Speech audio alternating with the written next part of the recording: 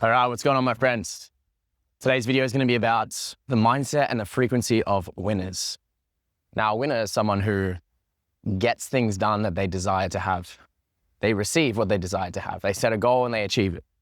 And in the world of duality, winners and losers, there's a lot fewer winners than they are losers. That's because of the things I'm about to share with you today. And because if it was easy to win, everyone would be winning, right?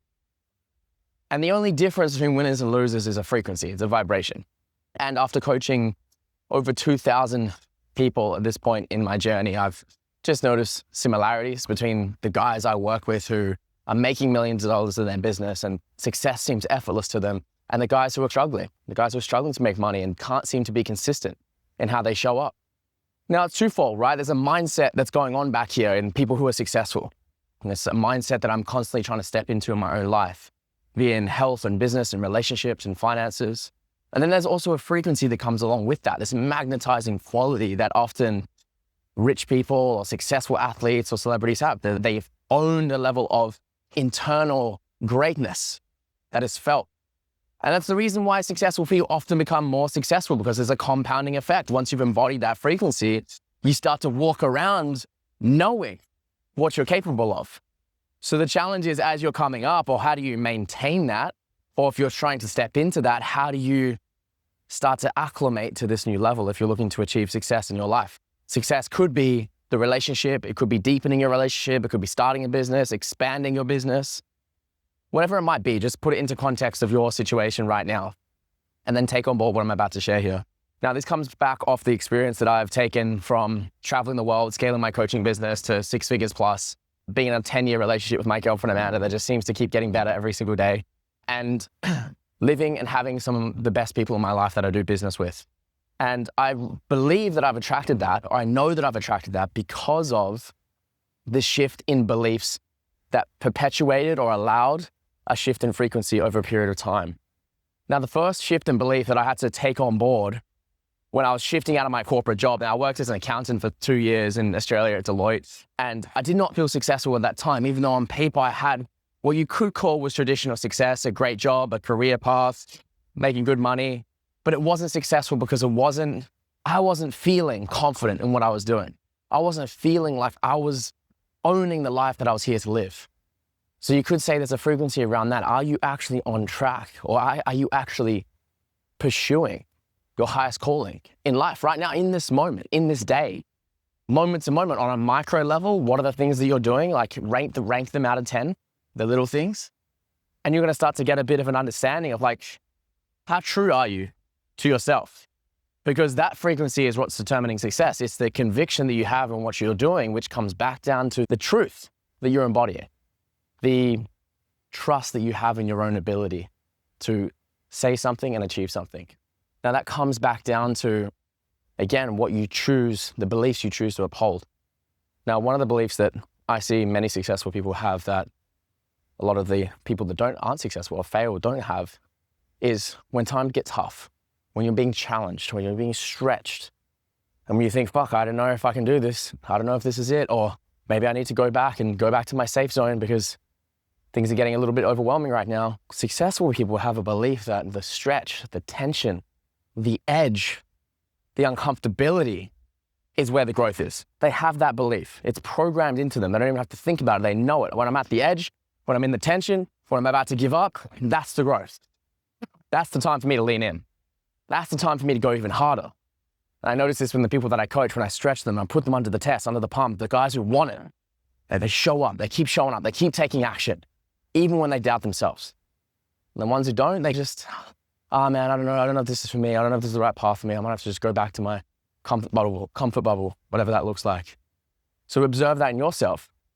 Is that a belief you uphold when things are uncomfortable, when you're being stretched? Do you see it as growth? Do you see it as expansion? Or do you see it as you're not quite capable, you need to take a break, you need to rest, okay? Very, very common.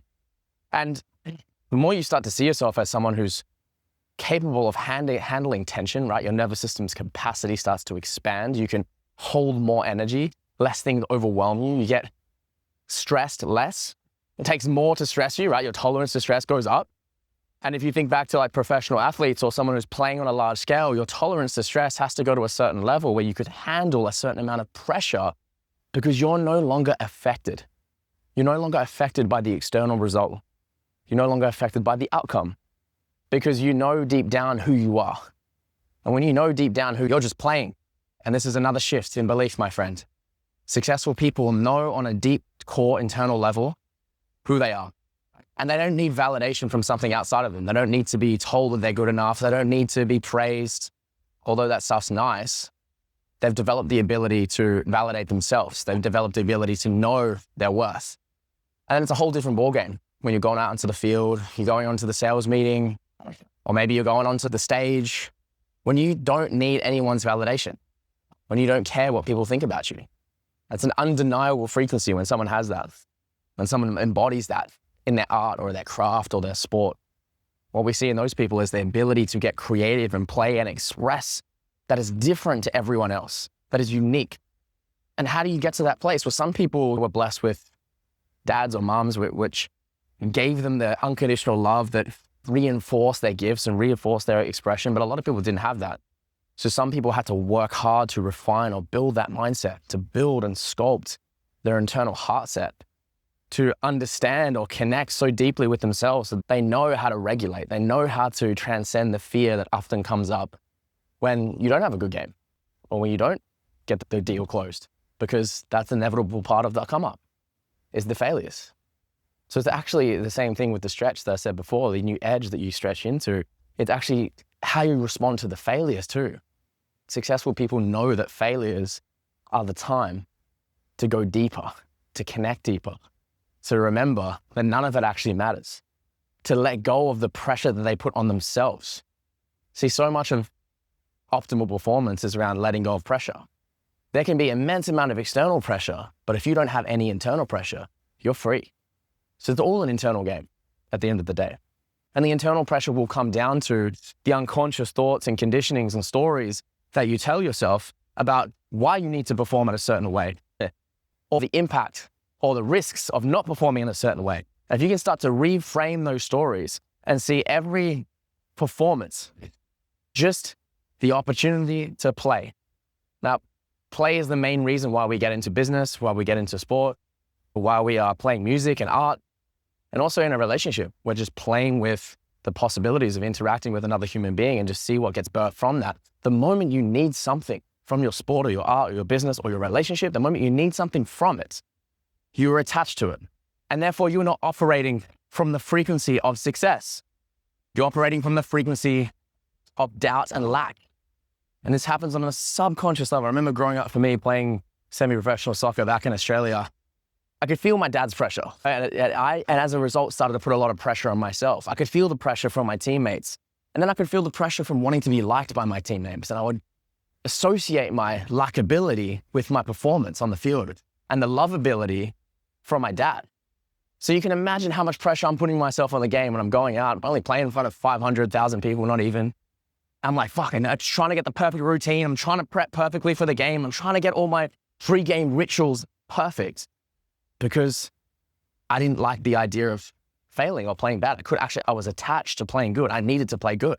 I bet you can imagine what that means. Is although I did play good most of the times that I didn't play good, it would be really challenging. I would struggle. Or if I had a few bad, so in the first 10 minutes of the game, if I had a few bad touches or gave the ball away, my confidence would dip very quickly because my confidence was very fragile.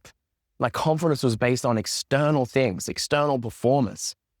Now the shift that you get to make if you're stepping into a new level of optimal performance is make your confidence connected to your internal abilities to honor your word, to follow through on the things that you say for yourself, not anyone else, the things that you say for yourself. Make your confidence that. Because if you've shown up consistently in a practice, or you've shown up consistently in a certain routine or ritual, or you've shown up consistently in some sort of activity that you've given to yourself and you follow through on it, then let your confidence come from the self-trust that you have in yourself, your own integrity. Your own integrity is determining your confidence. That one sink in, because integrity comes when no one's watching. When you're saying something to yourself like, yeah, I'm going to get up and meditate today, or I'm going to get up early and go to that gym class, or get up early and go down the park and practice kicking the ball around. And you don't do it. Like there's a little hit to your internal confidence that no one else really sees. So come back to that. What are the things you know you should be doing? What are the things you know you shouldn't be doing? And you just turn those shoulds into musts and just don't negotiate with the things, the new standards you need to set in your life for how you choose to operate. And then watch the mind come up when you choose to evolve beyond the old self. The mind's gonna come up and wanna doubt you and pull you back down on the uncomfortability, but then you're gonna know that the frequency of success embraces every difficulty and challenge and sees it as you evolving and expanding. So with the mindset, the habits, the frequency, the consistency, the discipline, the standards, the integrity, the trust, and the conviction, which all of this culminates in a certain magnetic field that you start to operate from. And when you bring together a team of people operating from this magnetic field of coherence, where their heart and body are in sync, where they're putting out a certain frequency of flow, 0.1 Hertz is a measurable frequency, you can look it up. When a team of people operate from this place, they become unstoppable. And in the game of sport, or in the game of business, in the game of a relationship, it's just electromagnetic fields operating against magnetic fields. And the result or the currency or the success or the scoreboard will flow to the path of least resistance. The path of least resistance will be the individual, the team at the higher frequency, okay? So take this and apply it into whatever your life you're in right now, applying it to business mainly, because when I look at the business that I'm operating in and the business I've stepped into as a partner at the supplement company called Peak Human, we look at the team and go, where are the energetic kinks right now? Where are the people on the team who are not operating from coherence? Where are they not in flow? Where is there not love and playfulness coming in their actions? Because remember, the moment there's attachment, doubt, neediness, they're operating from fear, and it will lower the frequency of the team and slow down the result from happening. That will actually block the inflow of the things that we desire. On the sporting field, it's the exact same. And you know this, right? You have your best games and you almost don't care. You don't give a fuck about the result. You're just out there playing. You want to win, but you're there playing because it's all about the enjoyment of the expression of who you could be and what you could become on that field, on that pitch, on the court, whatever it might be. But the moment you're too attached to a result, that's when you stop having fun. That's when the game comes too serious. And you go, in those times, you get to step back and look at what am I choosing to believe right now that's causing me to feel this tension or this seriousness in my body? What do I get to give myself to let go of that, to relax and to come back into my fullness? And very often it'll be in the solar plexus that the blockage will be, the solar plexus or the anxiety or the pressure. And underneath it is usually some sort of shame. The shame connected to childhood experiences where maybe you were told off or shut down or abused on some level for not getting a result, and then you attach the result with love. And then the opportunity for you is now as an adult, can you practice giving yourself that love so you no longer need it from anything outside of you? That's the practicality of what I'm sharing here. You'll only be able to give yourself that love when you're able to spend time with yourself to get to know all these underlying patterns and how they play out. You need to practice expanding your awareness. That's why having a coach is so crucial, because a coach can help you expand that awareness and see these unconscious dynamics that may be blocking your fullest expression because you're holding on to fear. So the coach or the accountability component can come in the form of an individual holding space for you once a week. It can come in the form of your team getting some level of guidance. You obviously have a performance coach for your skill, but do you have a coach for your emotionality, your heart set, your soul set, your mindset? Okay, you need to have both. Skill up level, energy and emotional up level. You combine that through accountability and guidance, and success will be unstoppable.